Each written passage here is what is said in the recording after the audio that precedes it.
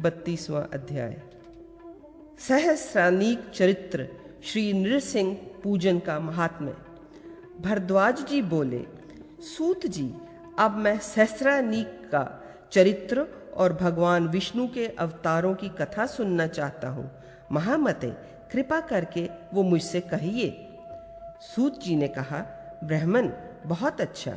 अब मैं बुद्धिमान सहस्रानीक के चरित्र का और भगवान के अवतारों का वर्णन करूंगा, सुनिए। राजकुमार सहस्रानीक को जब उत्तम ब्राह्मणों ने उसके राज्य पर अभिषिक्त कर दिया, तब वे धर्म पूर्वक राज्य का पालन करने लगे।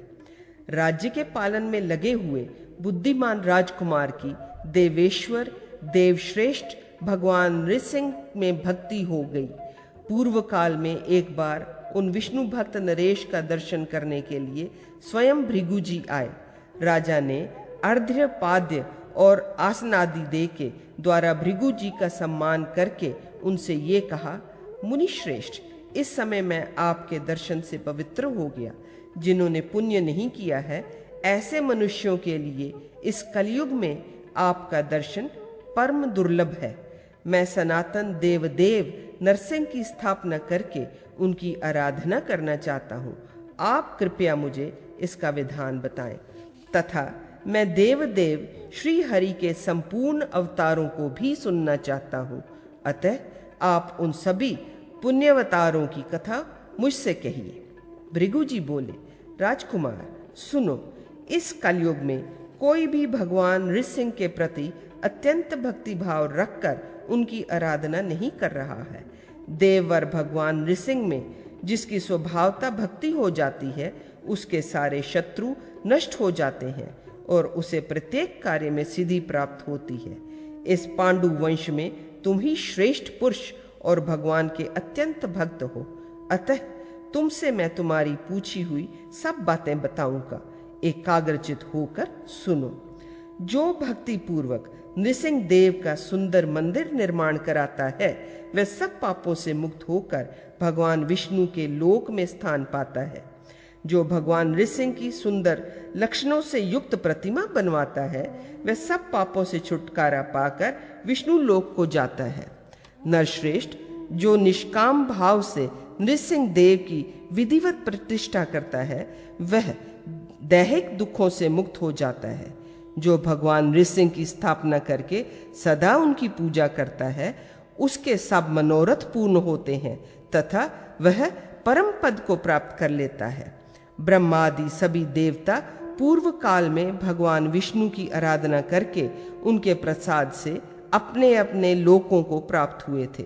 राजन, माधानता आदि जो प्रधान नरेश हो गए हैं, वे सभी भगवान विष्णु की आराधना करके यहाँ से स्वर्ग लोक को चले गए। जो सुरेश्वर नृसिंह का प्रतिदिन पूजन करता है, वह स्वर्ग और मोक्ष का भागी होता है।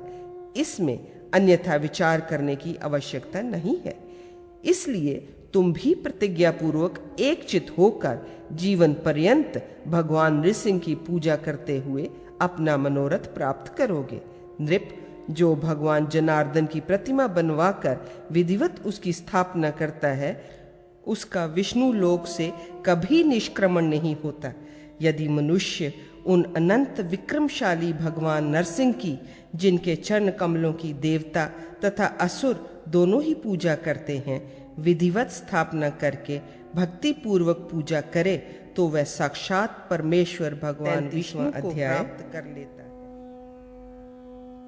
भगवान के मंदिर में झाड़ू देने और उसको लीपने का महान फल। राजा जयध्वज की कथा।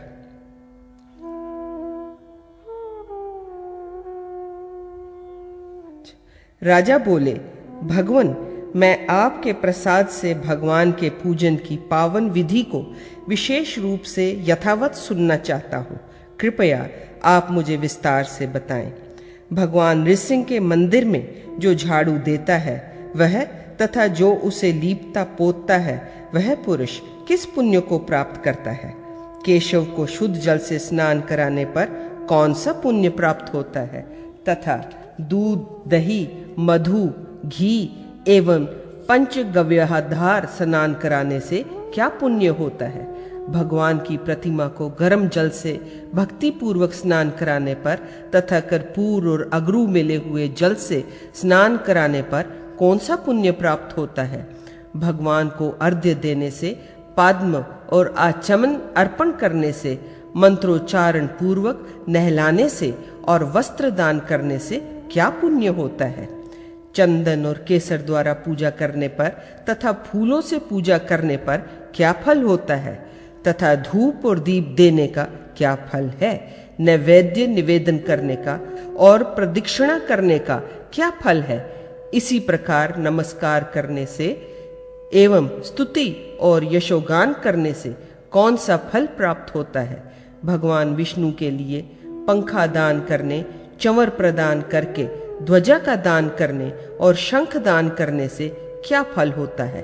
ब्रह्मान, मैंने जो कुछ पूछा तथा अज्ञानवश मैंने जो नहीं पूछा है वह सब भी मुझसे कहिए, क्योंकि भगवान केशव के प्रति मेरी हार्दिक भक्ति है। सूत जी बोले, राजा के इस प्रकार पूछने पर वे ब्रह्म ऋषि भृगु मुनि मार्कंडेय जी को उत्तर देने के लिए नियुक्त करके स्वयं चले गए। भृगु जी के प्रेरणा से मुनिवर मार्कंडेय जी ने राजा पर उनकी हरि भक्ति से विशेष प्रसन्न होकर उनके प्रति इस प्रकार कहना आरंभ किया। मार्कंडेय जी बोले, पांडु कुल नंदन राजकुमार, भगवान विष्णु की इस पूजा विधि को क्रमशः सुनो। तुम विष्णु के भक्त हो, अतः मैं तुम्हें ये सब बताऊंगा। जो भगवान नरसिंह के मंदिर में नित्य झाड़ू लगाता है वह सब पापों से मुक्त होकर विष्णु लोक में आनंदित होता है। जो गोबर, मिट्टी तथा जल से वहां की भूमि लीपता है वह अक्षय फल प्राप्त करके विष्णु लोक में प्रतिष्ठित होता है। सत्यम इस विश्व के एक प्राचीन सत्य इतिहास है जिसे सुनकर सब पापों से मुक्ति मिल जाती है। राजेंद्र, पूर्व काल में राजा युधिष्ठिर, द्रौपदी तथा अपने 5 भाइयों के साथ वन में विचरते थे। घूमते घूमते वे पांचों पांडव शूल और कंटक में मार्ग को पार करके एक उत्तम तीर्थ की ओर प्रस्थित हुए। उसके पहले भगवान नारद जी भी उस उत्तम तीर्थ का सेवन करके स्वर्ग लोक को लौट गए थे। क्रोध और पिशुनता से रहित धर्मात्मा राजा युधिष्ठिर उस उत्तम तीर्थ की ओर प्रस्थान करके तीर्थ धर्म का उपदेश करने वाले किसी मुनिवर के दर्शन की बात सोच रहे थे। इसी बीच में बहुरोमा तथा स्थूल शिरा नामक दानव वहां आए। भूपाल पांडवों को जाते देख द्रौपदी का अपहरण करने की इच्छा से बहुरोमा नामक दानव मुनि का रूप धारण करके वहां आया। वह कुश के आसन पर बैठकर ध्यान मग्न हो गया। उसके पार्श्व में कमंडलू था और हाथ में उसने कुश की पवित्री पहन रखी थी।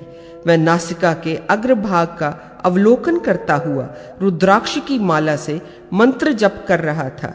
नर्मदा तटवर्ती वन में भ्रमण करते हुए पांडवों ने वहां उसे देखा।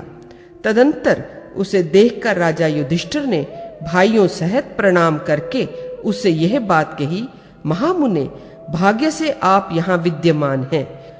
इस रुद्र देहा के समीपवर्ती परम गोपनीय तीर्थों को हमें बताइए। नाथ, हमने सुना है कि मुनियों का दर्शन धर्म का उपदेश करने वाला होता है। धर्मपुत्र युधिष्ठिर जब तक उस मायावी मुनि से बात कर ही रहे थे तब तक ही स्थूल शिरा नामक दूसरा दानव मुनि रूप धारण किए वहां आ पहुंचा। वह बड़े ही आतुर भाव से इस प्रकार पुकार रहा था, अहो, यहाँ कौन हमारी रक्षा करने वाला है? जो मनुष्य शरण में आए हुए किसी भी भय पीड़ित की रक्षा करता है वह अनंत पुण्य फल का भागी होता है। फिर जो मुझ उत्तम ब्राह्मण की रक्षा करेगा उसके पुण्य फल का तो कहना ही क्या है।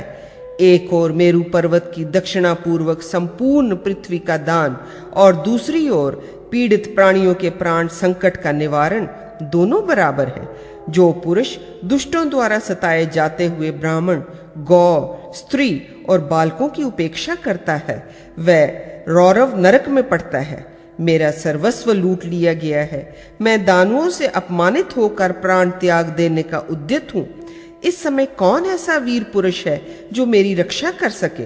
दुष्ट दानव के मेरे स्फिट की माला, सुंदर कमंडलू और मनोहर खाट छीनकर मुझे थप्पड़ से मारा है और सर्वस्व लूट लिया है। इस प्रकार के कातर वचन सुनकर पांडव हड़बड़ा गए। वे रोमांचित हो आग जलाकर उस मुनि के पीछे चले। द्रौपदी को उन लोगों ने पहले वाले महात्मा मुनि के पास ही छोड़ दिया और स्वयं रोष से भरकर वहां से बहुत दूर निकल गए।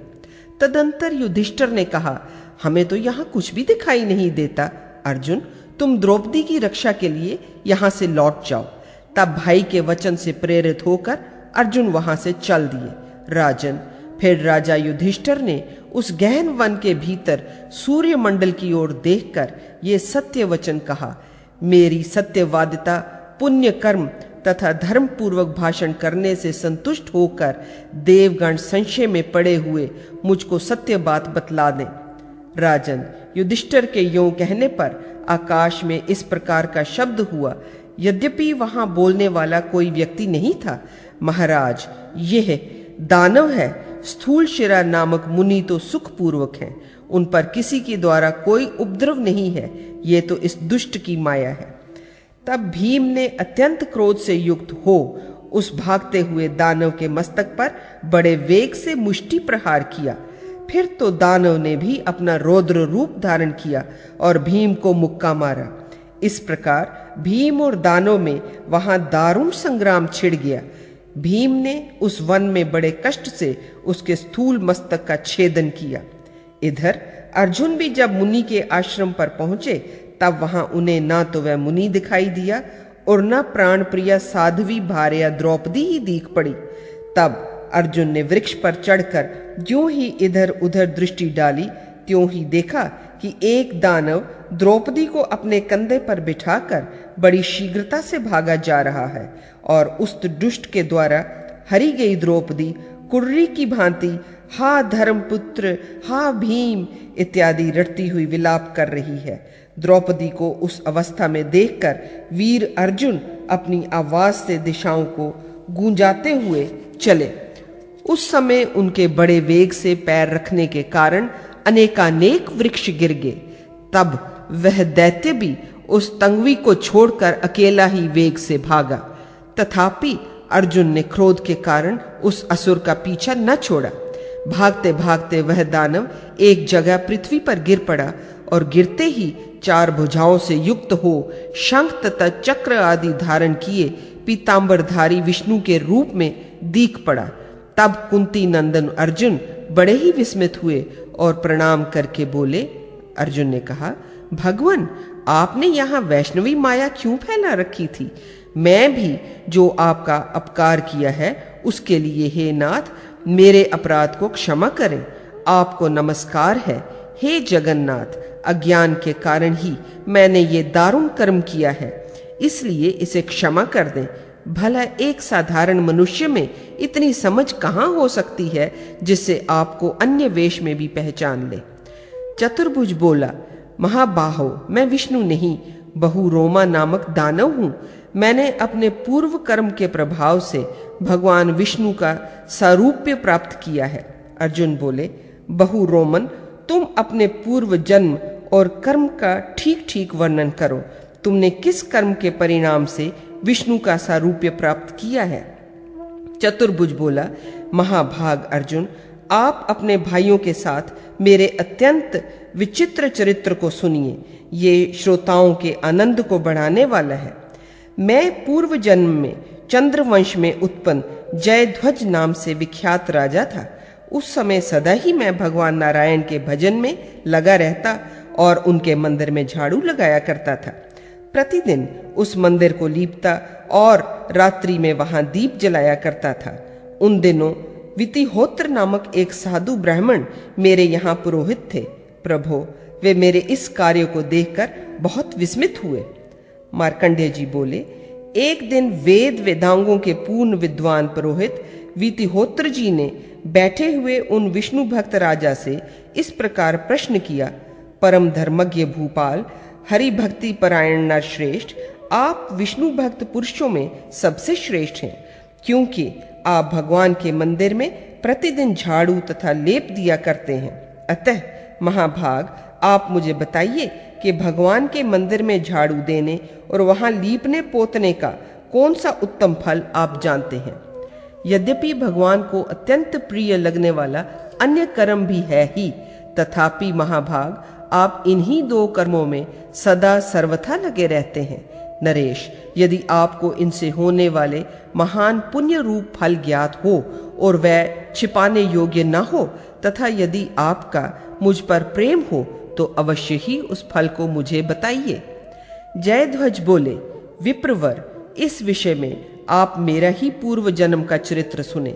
मुझे पूर्व जन्म की बातों का स्मरण है, इसी से मैं सब जानता हूँ।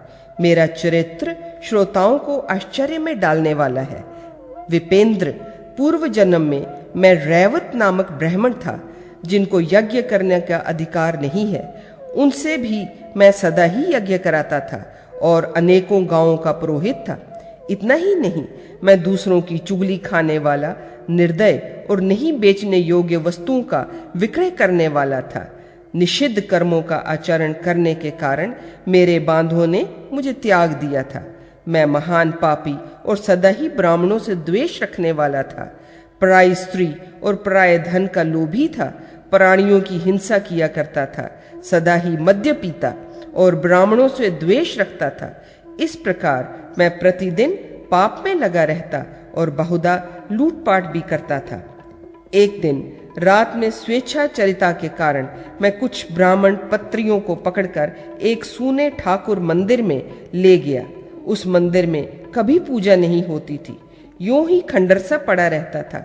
वहां स्त्रियों को साथ रमण करने की इच्छा से मैंने अपने वस्त्र के किनारे से उस मंदिर का कुछ भाग बुहार कर साफ किया और हे द्विजोतम दीप जलाकर रख दिया। यद्यपि मैंने अपनी पाप वासना पूर्ण करने के लिए ही मंदिर में झाड़ू लगाई और दीप जलाया था, तथापि उसमें भी मेरा सारा पाप कर्म नष्ट हो गया। ब्राह्मण, इस प्रकार जब मैं उस विष्णु मंदिर में भोग की इच्छा से ठहरा हुआ था, उसी समय वहां दीपक देखकर नगर के रक्षक आ पहुंचे और ये कहकर कि ये किसी शत्रु का दूत है, यहाँ चोरी करने आया है, उन्होंने मुझे पृथ्वी पर गिरा दिया तथा तीखी धार वाली तलवार से मेरा मस्तक काटकर वे चले गए। तब मैं भगवान के पार्षदों से युक्त दिव्य विमान पर आरूढ़ हो गंधर्वों द्वारा अपना यशोगान सुनता हुआ स्वर्ग लोक को चला गया। चतुर्भुज बोला, इस प्रकार मैंने दिव्य रूप धारण कर दिव्य भोगों से संपन्न होकर स्वर्ग लोक में 100 कल्पों से भी अधिक काल तक निवास किया। फिर उसी पुण्य के भोग से चंद्रवंश में उत्पन्न जयध्वज नाम से विख्यात कमल के समान नेत्रों वाला राजा हुआ। उस जन्म में भी कालवश मृत्यु को प्राप्त होने पर मैं स्वर्ग लोक में आया। फिर यहाँ से रुद्रलोक को प्राप्त हुआ। एक बार रुद्रलोक से ब्रह्मलोक को जाते समय मैंने नारद मुनि को देखा, परंतु देखने पर भी उन्हें प्रणाम नहीं किया और उनकी हंसी उड़ाने लगा।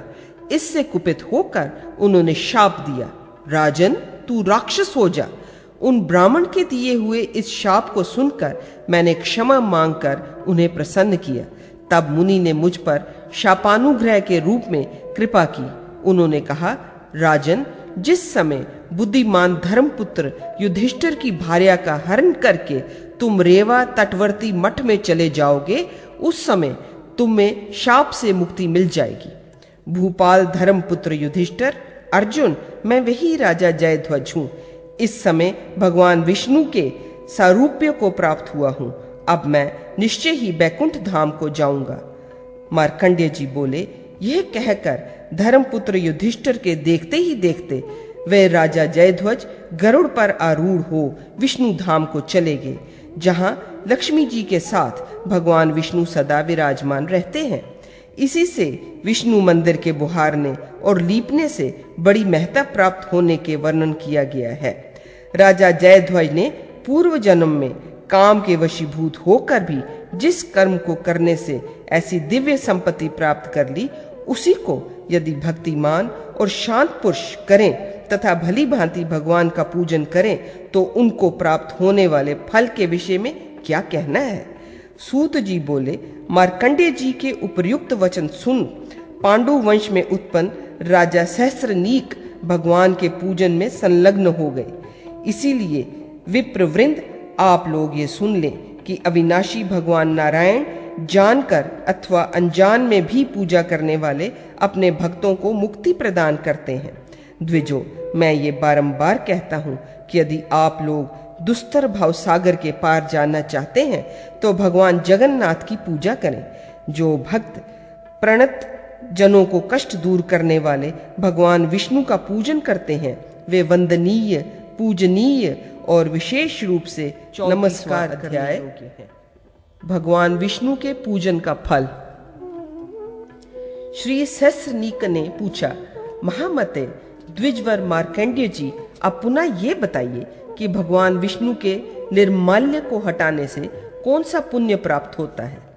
मार्कंडेय जी बोले, राजन, नृसिंह स्वरूप भगवान केशव के निर्माल्य हटाकर जल से स्नान कराने से मनुष्य सब पापों से मुक्त हो जाता है तथा संपूर्ण तीर्थों के सेवन का फल प्राप्त कर विमान पर आरूढ़ हो स्वर्ग को चला जाता है और वहां से श्री विष्णु धाम को प्राप्त होकर अक्षय काल पर्यंत आनंद का उपभोग करता है।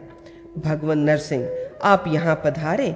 इस प्रकार अक्षत और पुष्पों को द्वारा यदि भगवान का आवाहन करे तो राजेंद्र, इतने से भी वह मनुष्य सब पापों से मुक्त हो जाता है। देवदेव नृसिंह को विधि पूर्वक आसन, पाद्य, अर्घ्य और आचमनीय अर्पण करने से भी सब पापों से छुटकारा मिल जाता है। नराधिप भगवान नृसिंह को दूध और जल से स्नान कराकर मनुष्य सब पापों से मुक्त हो विष्णु लोक में प्रतिष्ठित होता है। जो एक बार भी भगवान को देही से स्नान कराता है वह निर्मल एवं सुंदर शरीर धारण कर सुरवरों से पूजित होता हुआ विष्णु लोक को जाता है। जो मनुष्य मधु से भगवान को नहलाता हुआ उनकी पूजा करता है वह अग्नि लोक में आनंदोपभोग करने पुनः विष्णुपुर बैकुंठ धाम में निवास करता है।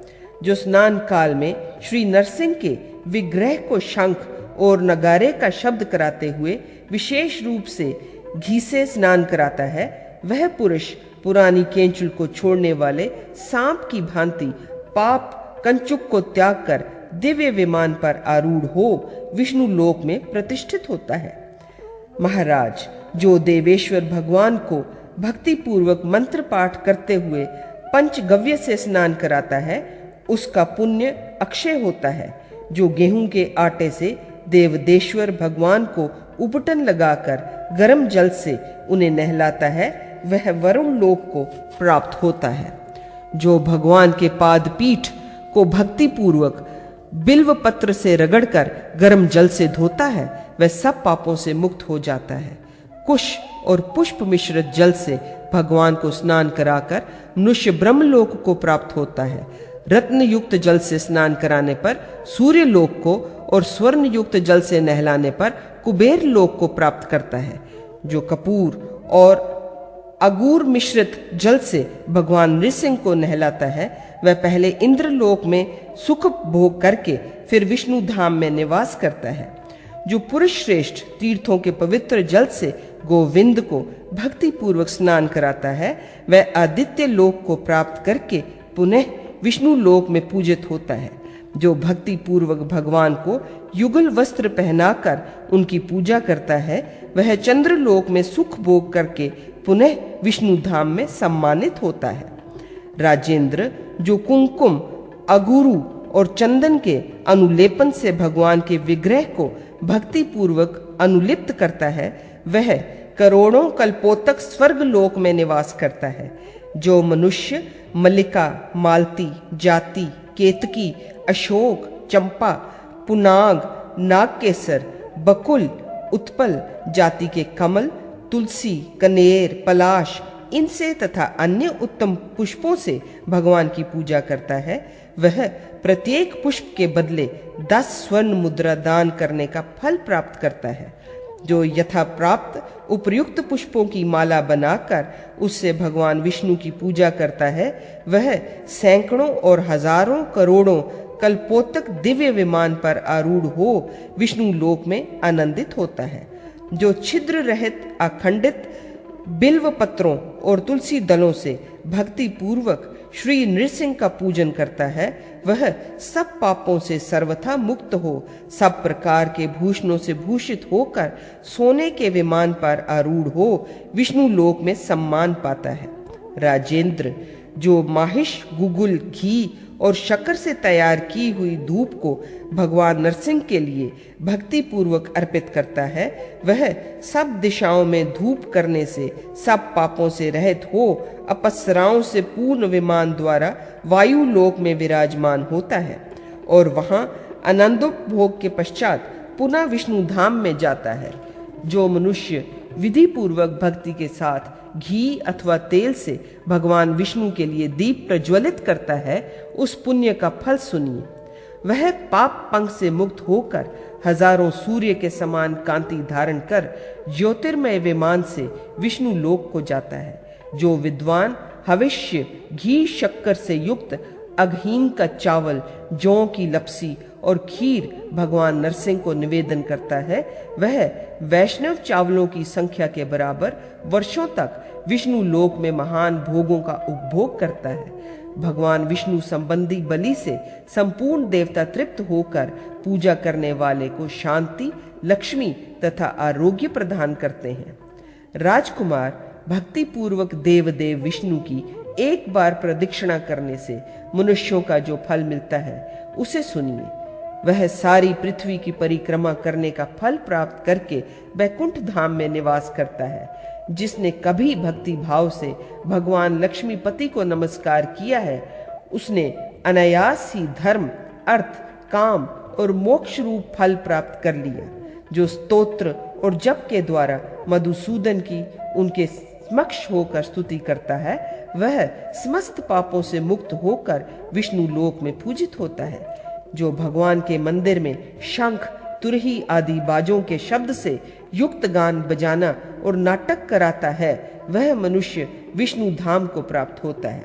विशेषतः पर्व के समय उक्त उत्सव करने से मनुष्य काम रूप होकर संपूर्ण कामनाओं को प्राप्त होता है और सुंदर संगीत जानने वाली अप्सराओं से शोभायमान बहुमूल्य मणियों से जड़े हुए देदीप्यमान विमान के द्वारा एक स्वर्ग से दूसरे स्वर्ग को प्राप्त होकर विष्णु लोक में प्रतिष्ठित होता है।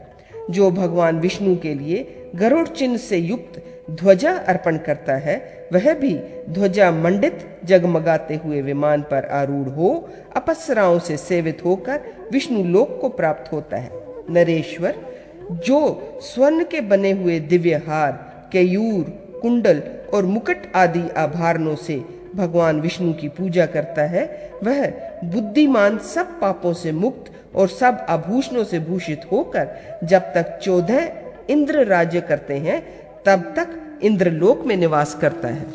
जो विष्णु की आराधना करने उनके लिए दुधार, कपिला, गौ दान करता है और उस भगवान नृसिंह के समक्ष उसका उत्तम दूध थोड़ा सा भी अर्पण करता है, वह विष्णु लोक में सम्मानित होता है तथा राजन, उसके पितर चिरकाल तक श्वेत द्वीप में आनंद भोगते हैं।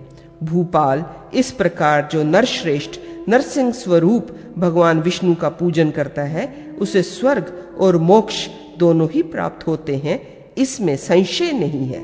नृप, जहाँ मनुष्यों द्वारा इस प्रकार भगवान नरसिंह का पूजन होता है, वहाँ रोग, अकाल और राजा तथा चोर आदि का भय नहीं होता। इस विधि से लक्ष्मीपति नरसिंह की आराधना करके मनुष्य नाना प्रकार के स्वर्ग सुख भोगता है और पुनः उसे माता का दूध नहीं पीना पड़ता, वह मुक्त हो जाता है। जिस गांव में प्रतिदिन घी और तिल से होम होता है, उस गांव में अनावृष्टि, महामारी आदि दोष तथा अग्निदाह आदि किसी प्रकार का भय नहीं होता। जिस गांव में गांव का मालिक वेद वेता ब्राह्मणों द्वारा नरसिंह की आराधना कराकर 1 लक्ष होम कराता है, वहां मेरे कथा अनुसार ये कार्य संपन्न होने पर महामारी आदि प्रत्यक्ष उपद्रव से कर्ता का तथा उस गांव में रहने वाली प्रजा का अकाल मरण नहीं होता। इसलिए भगवान नरसिंह के मंदिर में भली प्रकार से आराधना करनी चाहिए। नरेश, इसी प्रकार शंकर जी के मंदिर में भी संयमशील ब्राह्मणों के द्वारा उन्हें भोजन और दक्षिणा देकर 1 करोड़ की संख्या में हवन कराना चाहिए। नृपश्रेष्ठ, उसके करने पर भगवान नरसिंह के प्रसाद से प्रजा वर्ग का आकस्मिक उपद्रव तथा मृत्यु भय शांत हो जाता है। घोर दुस्वप्न देखने पर और अपने ऊपर ग्रहजन्य कष्ट आने पर होम और ब्राह्मण भोज कराने से उसका दोष मिट जाता है। दक्षिणायन या उत्तरायण आरंभ होने पर, विश्व काल में अथवा चंद्रमा तथा सूर्य का ग्रहण होने पर भगवान नरसिंह की आराधना करके लक्ष्य होम कराना चाहिए। राजेंद्र, योग करने से उस स्थान के निवासियों के विघ्न की शांति हो जाती है। नरेश्वर, भगवान नरसिंह की पूजा ऐसे अनेकों फल हैं। भूपाल नंदन, यदि तुम सदगति चाहते हो तो नृसिंह का पूजन करो। इससे बढ़कर कोई भी कार्य ऐसा नहीं है जो स्वर्ग और मोक्ष रूप फल देने वाला हो। देवदेव नृसिंह की पूजन राजाओं के लिए तो बहुत ही सुकर है, परंतु जो अरण्य में रहते हैं उन्हें भी भगवान की पूजा के लिए वृक्षों के पत्र पुष्प बिना मूल्य प्राप्त हो सकते हैं। जल, नदी और तड़ाग आदि में सुलभ है ही, और भगवान नृसिंह भी सबके लिए समान है। केवल उन उपासना के साधन भूत कर्म में मन की एकाग्रता चाहिए। जिसने मन का नियमन कर लिया है, मुक्ति उसके हाथ में ही है। मार्कंडेय जी बोले, इस प्रकार भृगु जी की आज्ञा से मैंने तुमसे यहाँ भगवान विष्णु के पूजन का वर्णन किया है। तुम प्रतिदिन भगवान विष्णु का पूजन करो और बोलो। अब मैं तुम्हें और क्या बताऊं। लक्ष्य होम और कोटि होम की विधि तथा फल।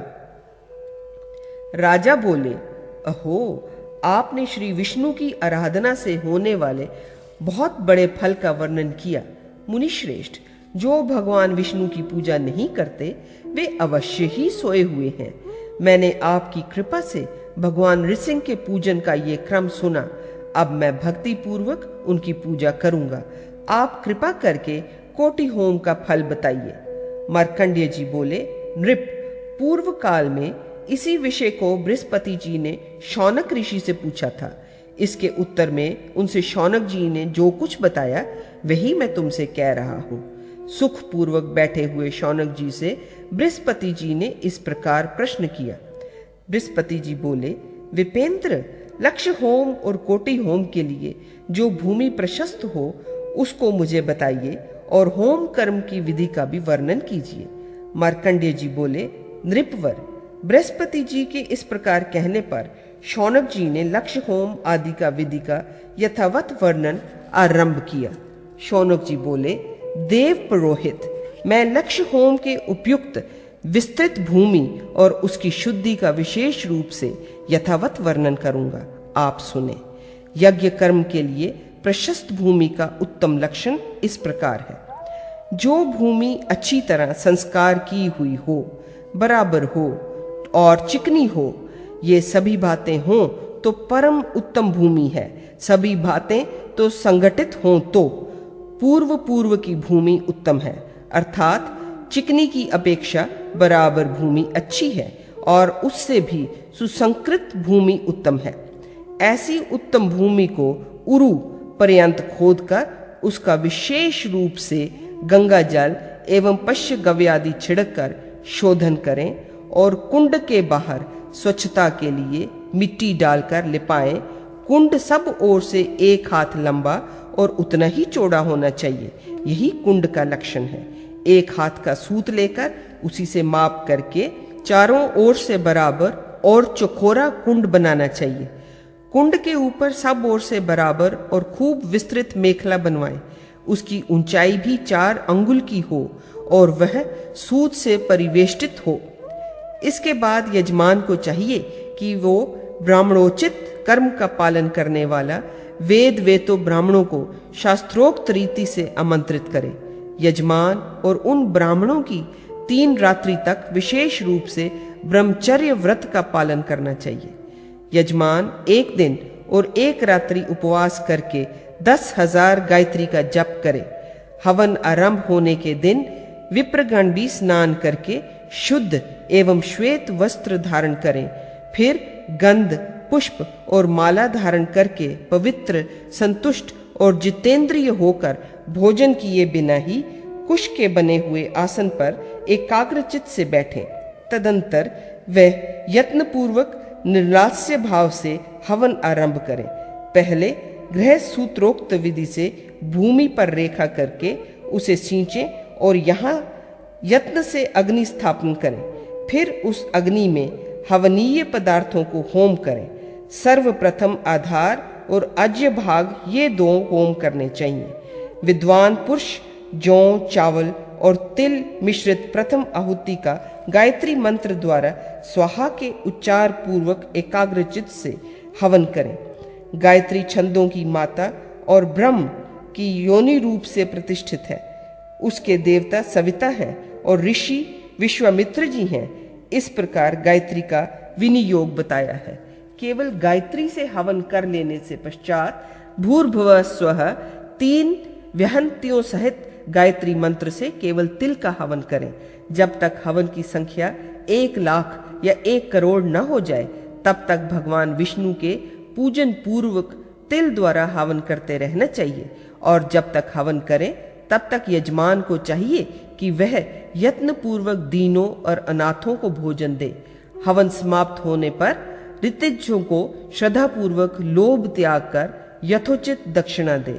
तत्पश्चात शांति कलश के जल से उस ग्राम में रहने वाले सभी मनुष्यों, विशेषतः रोगियों को अभिषेक करे।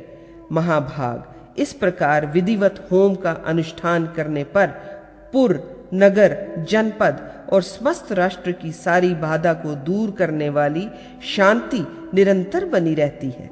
मार्कंडेय जी बोले, नृपनंदन, इस प्रकार शौनक मुनि का बताया हुआ लक्ष्य होम विधि का अनुष्ठान जो समस्त राष्ट्र में शुभ शांति प्रदान करने वाला है, मैंने तुम्हें बताया। यदि ब्राह्मणों द्वारा यह पूर्वोक्त होम विधि ग्राम में, घर में अथवा पुर के बाहर प्रयत्न पूर्वक कराई जाए तो वहां भी मनुष्यों को, गोवों को, अनुचरों सहित राजा को पूर्णतया शांति प्राप्त। अवतार कथा का उपक्रम। मार्कंडेय जी बोले, महीपाल, अब मैं देवदेव भगवान विष्णु के पवित्र एवं पापनाशक अवतारों का वर्णन करूंगा, उन्हें सुनो। महात्मा भगवान विष्णु ने जिस प्रकार मत्स्य रूप धारण करके वेद लाकर ब्रह्मा जी को अर्पित किए और मधु तथा कैटब नामक दैत्यों को मौत के घाट उतारा, फिर उन भगवान विष्णु ने जिस प्रकार कुम्र रूप से मंद्राचल पर्वत धारण किया और महाकाय वाराह अवतार लेकर इस पृथ्वी को उठाया, तथा राजन उन्हीं से हाथ से जिस प्रकार महाबली, महापराक्रमी और महाकाय दिति कुमार हिरण्याक्ष मारा गया, राजन फिर उन भगवान ने नृसिंह रूप धारण कर पूर्व काल में जिस प्रकार देवताओं के शत्रु हिरण्यकशिप का वध किया, और राजकुमार जिस प्रकार उन महात्मा ने वामन रूप होकर पूर्व काल में राजा बलि को बांधा तथा इंद्र को त्रिभुवन का अधीश्वर बना दिया, और राजन भगवान विष्णु ने श्री रामचंद्र का अवतार धारण कर जिस प्रकार रावण को मारा एवं देवताओं के लिए कंटक रूप अद्भुत राक्षसों का उनके गणों सहित संहार कर दिया, फिर पूर्व काल में परशुराम अवतार ले जिस प्रकार क्षत्रिय कुल का उच्छेद किया, तथा बलभद्र रूप से जिस प्रकार प्रलाम्बदी दैत्यों का वध किया, कृष्ण रूप होकर कंस आदि देव शत्रु दैत्यों का जिस तरह संहार किया, इसी प्रकार कलयुग प्राप्त होने पर जिस प्रकार भगवान नारायण बुद्ध रूप धारण करेंगे, फिर कलयुग समाप्त होने पर जिस प्रकार वे कलिक रूप धारण कर मलेच्छों का नाश करेंगे, वह सब वृतांत उसी प्रकार मैं तुमसे कहूंगा। भूपाल, जो एकाग्रचित होकर मेरे द्वारा बताए जाने वाले अनंत भगवान विष्णु के इन पराक्रमों का श्रवण करेगा, वह सब पापों से मुक्त होकर भगवान के अत्यंत उदार परम पद को प्राप्त होगा। 37वां अध्याय मत्स्यावतार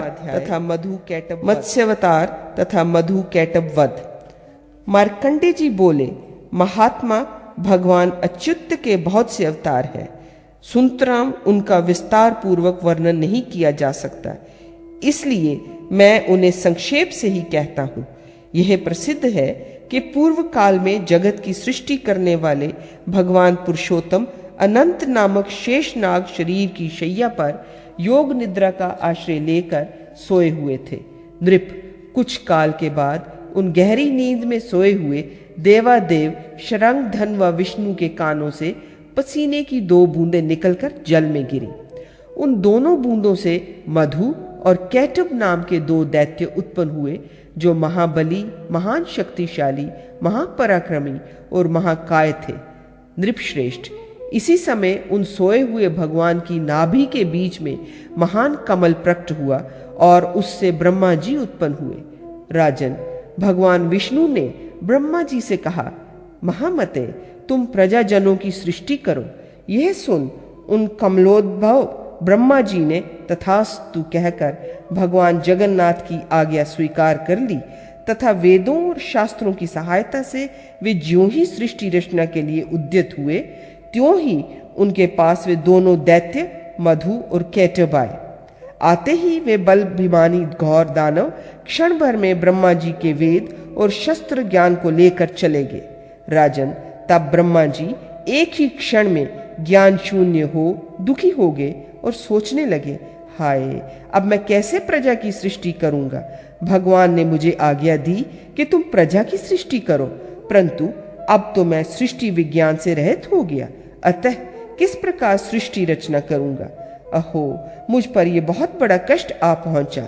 लोक पितामह ब्रह्मा जी इस प्रकार चिंता करते करते शोक से कातर हो गए। वह प्रयत्न पूर्वक वेद शास्त्रों का स्मरण करने लगे, तथापि उन्हें उनकी स्मृति नहीं हुई।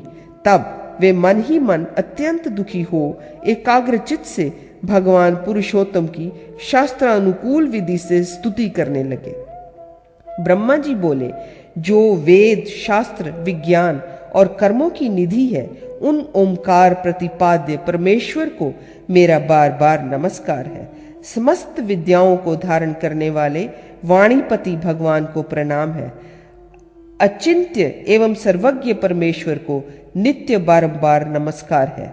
महाबाहो अधोक्षज, आप निराकार एवं यज्ञ स्वरूप है। आप ही समाप्त मूर्ति एवं सदा सर्व रूपधारी हैं। अच्युत, आप सर्व ज्ञानमय हैं। आप सबके हृदय में ज्ञान रूप से विराजमान हैं। देवदेव, आप मुझे सब प्रकार का ज्ञान दीजिए। आपको बारंबार नमस्कार है। मार्कंडेय जी बोले, ब्रह्मा जी के इस प्रकार स्तुति करने पर शंख, चक्र और गदा धारण करने वाले देवेश्वर विष्णु ने उनसे कहा, मैं तुम्हें उत्तम ज्ञान प्रदान करूंगा। राजन, भगवान विष्णु यूं कहकर तब सोचने लगे, कौन इसका विज्ञान हर ले गया और किस रूप से उसने इसे धारण कर रखा है। भूपाल, अंत में ये जानकर कि ये सब मधु और कैटब की करतूत है, भगवान जनार्दन ने अनेकों योजन लंबा चौड़ा पूर्ण ज्ञान में मत्स्य रूप धारण किया। फिर मत्स्य रूपधारी हरि ने तुरंत ही जल में प्रविष्ट होकर उसे क्षुब्ध कर डाला और भीतर ही भीतर पाताल लोक में पहुंचकर मधु तथा कैटब को देखा। तब मुनियों द्वारा स्तवन किए जाने पर भगवान मधुसूदन ने मधु और कैटब दोनों को मोहित कर वह वेद शास्त्र में ज्ञान ले लिया और उसे ले आकर ब्रह्मा जी को दे दिया। राजन, तत्पश्चात वे भगवान उस मत्स्य रूप को त्याग कर जगत के हित के लिए पुनः योग निद्रा में स्थित हो गए। तदंतर मोह निवृत्त होने पर मधु तथा कैटब दोनों ही बहुत कुपित हुए और वहां से आकर उन्होंने अविनाशी भगवान विष्णु को सोते देखा। तब वे परस्पर कहने लगे, ये वही धूर्त पुरुष है जिसने हम दोनों को माया से मोहित करके वेद शास्त्रों को ले आकर ब्रह्मा को दे दिया और अब यहाँ साधु की भांति सो रहा है। राजन, यों कहकर उन महाघोर दानव मधु और कैटब ने वहां सोए हुए भगवान केशव को तत्काल जगाया और कहा, महामते, हम दोनों यहाँ तुम्हारे साथ युद्ध करने आए हैं। तुम हमें संग्राम की भिक्षा दो और अभी उठकर हमसे युद्ध करो। नृपवर उनके इस प्रकार कहने पर देवदेव भगवान ने बहुत अच्छा कहकर अपने शारंग धनुष पर प्रत्यंचा चढ़ाई। उस समय भगवान माधव ने लीला पूर्वक धनुष की टंकार और शंखनाद से आकाश दिशाओं और अवांतर दिशाओं को भर दिया। राजन, फिर उन महापराक्रमी महाभयानक मधु और कैटब ने भी उस समय अपनी प्रत्यंचाओं को टंकार दी और वे भगवान विष्णु के साथ युद्ध करने लगे। जगतपति भगवान विष्णु भी लीला से ही उनके साथ युद्ध करने लगे। इस प्रकार परस्पर अस्त्र शस्त्र का प्रहार करते हुए उन दोनों पक्षों में समान रूप से युद्ध हुआ। भगवान विष्णु ने अपने शारंग धनुष द्वारा छोड़े हुए सर्प के समान तीखे बाणों से उन दैत्यों के समस्त अस्त्र शस्त्र तिल की भांति टुकड़े टुकड़े कर डाले। वे दोनों उन्मत्त दानव मधु और कैटब चिरकाल तक भगवान के साथ लड़कर अंत में उनके शारंग धनुष से छूटे हुए बाणों द्वारा मारे गए। राजन, तब श्री विष्णु भगवान ने उन दोनों दैत्यों के भेद से इस पृथ्वी का निर्माण किया। इसी से इस वसुंधरा का नाम मेदिनी हुआ। भूपाल, इस प्रकार भगवान विष्णु की कृपा से वेदों को प्राप्त कर प्रजापति ब्रह्मा जी ने वेदोक्त विधि से प्रजा की सृष्टि की। नृप, जो भगवान की इस अवतार कथा का प्रतिदिन श्रवण करता है, वह चंद्रलोक में निवास करके वेद वेता ब्राह्मण होता है।